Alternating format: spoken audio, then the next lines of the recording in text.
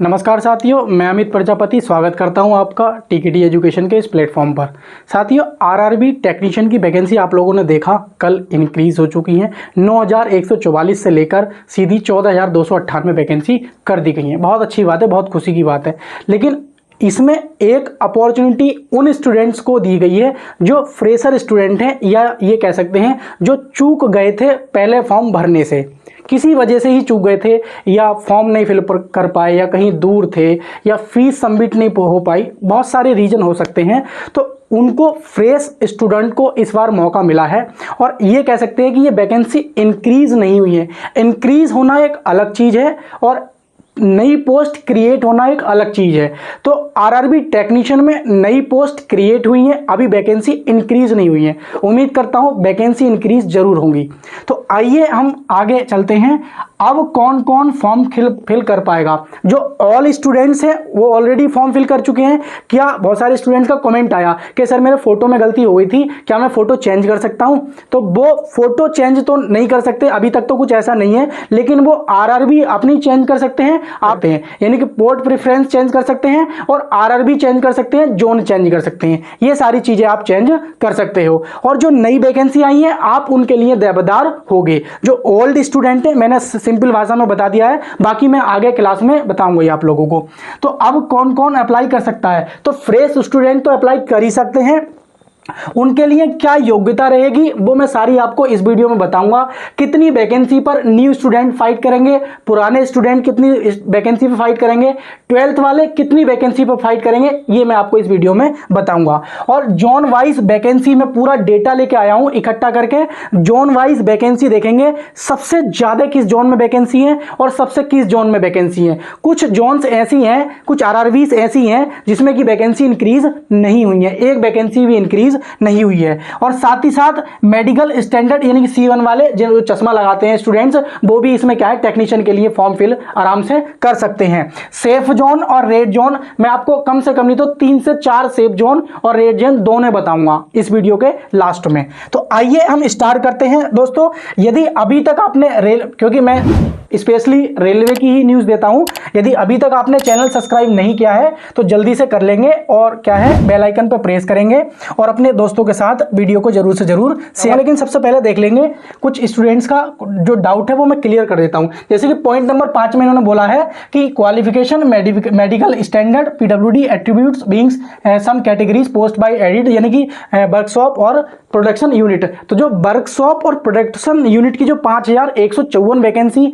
ये ऐड हुई है, क्योंकि पहले जो वैकेंसी आई थी वो 18 कैटेगरी में थी, अब 22 कैटेगरी में और आई हैं, तो टोटल 40 कैटेगरी में हो गई हैं। तो ये वैकेंसी बड़ी नहीं है, ये क्या है जो पोस्ट क्रिएट हुई थी उन पोस्टों को इस बार CN02 में ही दे दिया गया है। तो जब उम्मीद तो ऐसी जताई जा रही है और ऐसा होना भी चाहिए कि टेक्नीशियन की वैकेंसी इंक्रीज होनी चाहिए, लगभग 25 से 30 हज़ार के अप्रॉक्स में होनी चाहिए। अभी तो केवल ये क्या पहले 18 कैटेगरी में वैकेंसी आई थी, अब ये 40 कैटेगरी में आ गई है। तो ये बात थी, कोई दिक्कत नहीं है। अब हम देख लेते हैं एलिजिबल क्राइटेरिया, मतलब योग्यता क्या रहने वाली है। जो फ्रेश स्टूडेंट हमारी वीडियो को देख रहे हैं तो उनके लिए बहुत जरूरी है देखना कि योग्यता क्या रहने वाली है यदि आप फॉर्म फिल करने वाले हो। ठीक है, तो आप लोग ध्यान से देखेंगे, यदि आपने ITI की है या 12th पास है या किसी भी ट्रेड से आपने ITI की है तो आप ध्यान से देखेंगे। मैं आप 1 बाय 1 सारी पोस्टों के बारे में जो क्या कहते हैं योग्यता है, एलिजिबिलिटी क्राइटेरिया है, ये एसेंशियल क्वालिफिकेशन है, वो आप लोगों को मैं बता देता हूं। ठीक है, ध्यान से देखेंगे। आइए,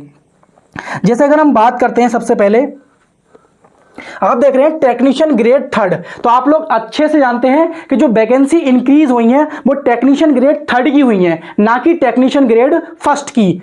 बात समझ में आ रही है? टेक्नीशियन ग्रेड 1st की उतनी वैकेंसी है, उनके साथ एक तरह से ये कह सकते हैं कि रेलवे ने अन्याय किया है। तो ऐसी फिर से मैं उसी पॉइंट पर आया कि वैकेंसी जरूर इंक्रीज होनी चाहिए और सभी की इंक्रीज होनी चाहिए। ठीक है, कोई दिक्कत नहीं है। तो जितनी भी ये वैकेंसी ऐड हुई है, देख रहे हो पॉइंट नंबर कैटेगरी नंबर 19 से शुरू है, तो कैटेगरी नंबर 19 से शुरू है। तो जितनी भी ये वैकेंसी है हम देख पा रहे हैं, तो ये सारी की सारी क्या है, ये 19 से लेकर 40 तक हम देखेंगे। तो टेक्नीशियन ग्रेड 1st ये टेलीकम्युनिकेशन, तो ये एक ऐसी वैकेंसी है जिसमें 12th वाले एलिजिबल होंगे। कौन होंगे?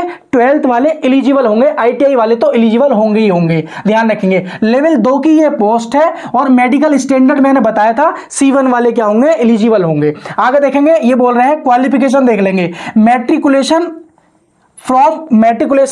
मतलब हाई स्कूल के साथ में आपने ITI की हो, NCVT या SCVT से की हो। और ट्रेड कौन सी होनी चाहिए, या तो आपकी ट्रेड कौन सी हो, इलेक्ट्रीशियन हो, या फिर आपकी ट्रेड क्या हो, इलेक्ट्रॉनिक्स मशीन हो, या फिर वायरमैन हो, इलेक्ट्रिकल फिटर हो, या फिर ये बोल रहे हैं मैट्रिकुलेशन क्या हो, और साथ में आपने एक्ट अप्रेंटिसशिप किया हो। रेलवे से क्या हो की हो आपने, एक्ट अप्रेंटिसशिप की हो आपने किसी भी ट्रेड से, ठीक है, जो एबव ट्रेड दे रखी है। और या फिर आपने क्या किया हो, आपने 10+2 यानी कि इंटर पास हो विद PCM। अगर आप इंटर PCM से पास हो तो जिस RRB में टेली कम्युनिकेशन की पोस्ट होंगी वहां से आप फॉर्म भर सकते हो। तो जब फॉर्म आप भरो, जब लिंक एक्टिवेट हो जाएगा अप्लाई मतलब ऑनलाइन अप्लाई का, तो उस समय जब आप अगर 12th पास से फॉर्म भरना चाहते हो तो एक बार जरूर देख लेना जिस RRB को आप चुन रहे हो उसमें टेली कम्युनिकेशन की वैकेंसी है या नहीं है। कभी उसमें टेली कम्युनिकेशन की वैकेंसी ना हो और 12th पास हो और आप फॉर्म भर दो तो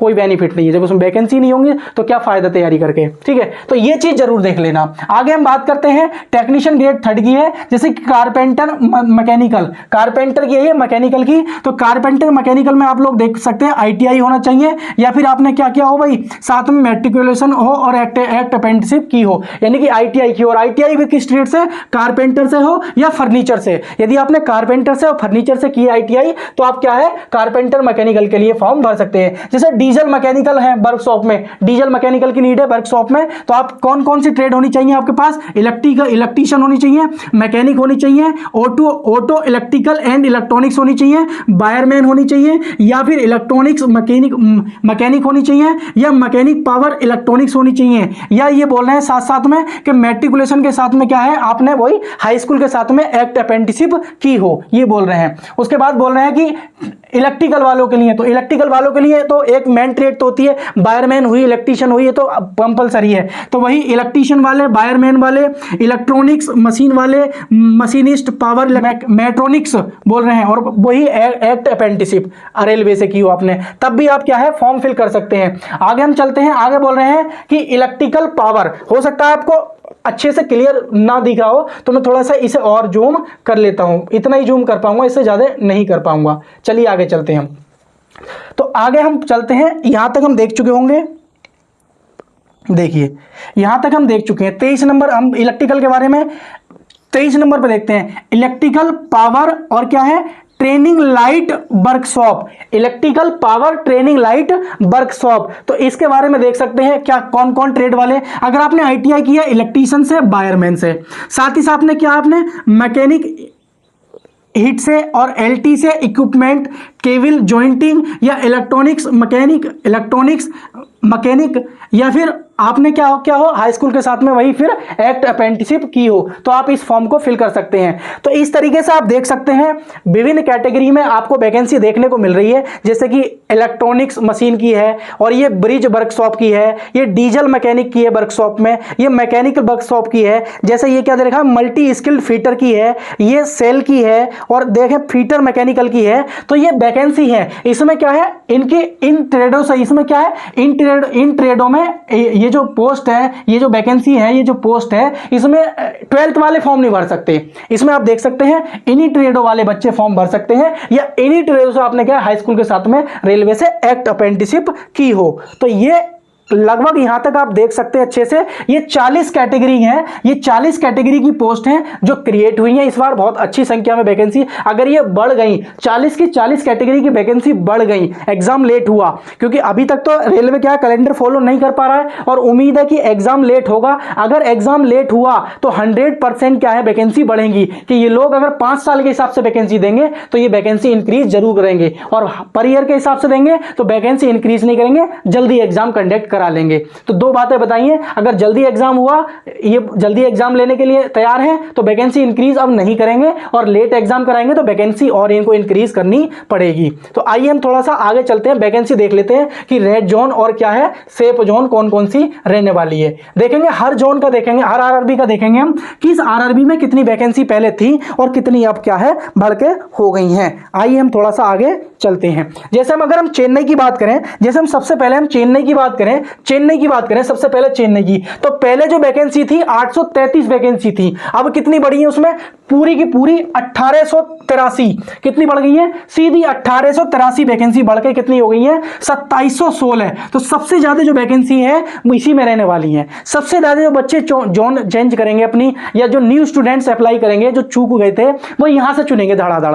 तो ये आपकी एक तरह से कह सकते हैं अभी के अकॉर्डिंग ये रेड जोन में जाने वाली है, ठीक है, अभी कुछ नहीं कह सकते। आगे हम बात करें, दूसरे नंबर पे है मुंबई। तो मुंबई में पहले 1284 वैकेंसी थी, अब कितनी हो गई है मतलब इंक्रीज कितनी हुई है 599, लगभग 600 वैकेंसी यहां पे बढ़ गई हैं, यानी कि इसके दो मतलब कहते हैं 1 गुना वैकेंसी बढ़ गई है। तो अब टोटल कितनी हो गई है 1883, यानी कि दूसरे नंबर पे क्या है मुंबई में सबसे ज्यादा वैकेंसी है। पहले नंबर पे चेन्नई हो गया और दूसरे नंबर पे मुंबई हो गया। अगर हम बात करें, हम कोलकाता की बात करेंगे, तो कोलकाता में पहले 506 वैकेंसी थी, अब कितनी हो गई है मतलब बढ़ी कितनी है 592 बढ़ी है। तो टोटल कितनी हो गई है अब 1098, लगभग 1100 अप्रोक्स में हो गई है। अगर हम अहमदाबाद की बात करें तो पहले 761 वैकेंसी थी, बढ़ी कितनी है 254 बढ़ी है, अब कितनी हो गई है 1015 हो गई है। सिकंदराबाद की बात करें तो 744 वैकेंसी थी, 215 बढ़ी है 959 हो गई है। बिलासपुर की बात करें तो 661 वैकेंसी थी,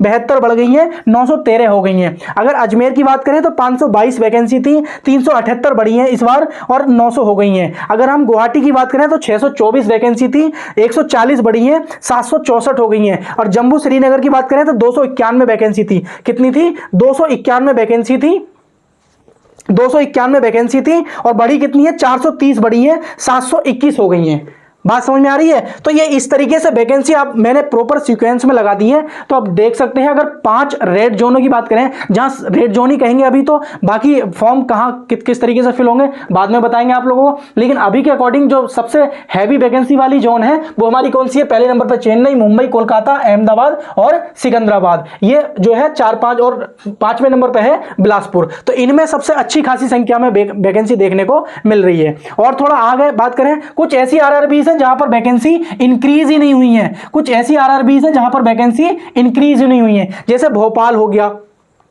भोपाल, तो भोपाल में पहले कितनी थी 452 थी, अब कितनी बढ़ी है 82 बढ़ी है, कुल इतनी सी बढ़ी है, अब कितनी हो गई है 534। गोरखपुर में 205 थी, कितनी बढ़ गई है 214 बढ़ गई है, तो 419 हो गई है। रांची में कितनी थी 305 थी, अब कितनी हो गई 0, मतलब बढ़ी कितनी है 0। तो जब नहीं बढ़ी है तो कितनी थी, पहले 305 थी, तो अभी भी कितनी रहेंगी 305 ही रहने वाली है। ये बात तो आप लोग अच्छे से देखेंगे। थोड़ा आगे बात करें तो प्रयागराज में कितनी थी, पहले 338 थी, तो कोई वैकेंसी नहीं बढ़ी है, यहाँ पर कोई वैकेंसी नहीं बढ़ी है, तो 338 रहने वाली है। बेंगलोर की बात करें तो 142 थी, 195 हो गई है, इसकी कोई नहीं बढ़ी है। अगर हम बात करें तिरुवनंतपुरम की 278 थी, कोई वैकेंसी नहीं बढ़ी, इसमें कोई वैकेंसी नहीं बढ़ी है, इनमें कोई वैकेंसी नहीं बढ़ी है, तो 278 हो गई है। मालदा की बात करें तो 275 थी, इसमें भी कोई वैकेंसी नहीं बढ़ी है, तो 275 रह गई। पटना की बात करें तो 221 थी, तो इसमें कोई वैकेंसी नहीं बढ़ी, 221 हो गई। अगर हम चंडीगढ़ की बात करें तो 111 थी पहले, 76 बढ़ी है, बढ़कर कितनी हो गई 187 हो गई।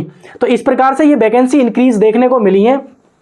आइए थोड़ा सा और आगे चलते हैं। तो एक स्टूडेंट्स का कमेंट आया कि सर भुवनेश्वर में पहले 176 थी, अब कितनी होगी 166 कम हुई है। तो आप लोग देख लेंगे कि भुवनेश्वर में पहले जो थी वो कितनी वैकेंसी थी, पहले भुवनेश्वर में 150 वैकेंसी थी, आप लोग देख लेंगे। बड़ी कितनी है 16 वैकेंसी बढ़ी है, घटी नहीं है, बढ़ी है, अभी भी कितनी हो गई है 166 हो गई है। मुजफ्फरपुर में कितनी थी 13 वैकेंसी थी, कोई वैकेंसी नहीं बढ़ी है इसमें, अब कितनी हो गई है 113 हो गई है। सिलीगुड़ी में कितनी थी, पहले कितनी थी 83 वैकेंसी थी, तो इसमें 8 वैकेंसी बढ़ी है, तो कितनी हो गई है 91 वैकेंसी। अगर टोटल पोस्ट की बात करें, पहले 9144 वैकेंसी आई थी, अब बढ़ी कितनी है 5154 वैकेंसी बढ़ी है, टोटल हो गई है 14298।